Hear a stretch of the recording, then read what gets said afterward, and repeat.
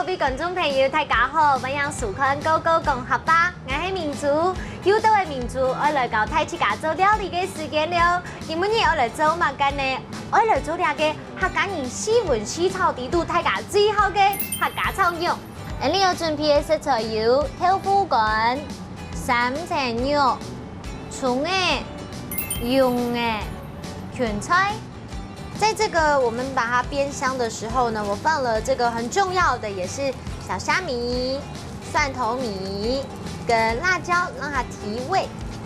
两下呢，我标两个客家炒肉地度最重要的就是那个用诶，因为呢，因为准备的枣包是干的，所以呢，还要放上去稍微把它加热一下，它咬起来才会有那个口感哦。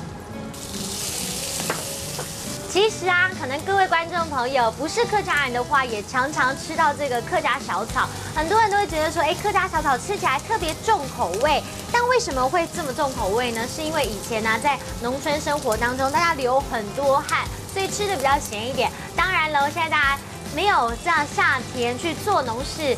没有这么辛苦的时候，我们就没有吃那么的咸，就是吃得更健康一点。所以今天明珠我做的呢，也会来稍微调整它的味道，让它比较适中一点，大家吃起来呢会比较下饭。有没有闻到很香？俩秋黑矮做给炒肉，炒肉可以有两个客家料理哦。你要吃我们的这个客家小炒啊，一定要吃到这个蛹哎，因为它是那个最重要的经典哦。试试看。 越嚼越香，有没有？它就是要吃那越嚼越香的，去练你的嘴巴。好吃吗？好吃吗？好吃。这个客家小炒呢，真的是客家料理里面的精髓，你一定要尝试看看。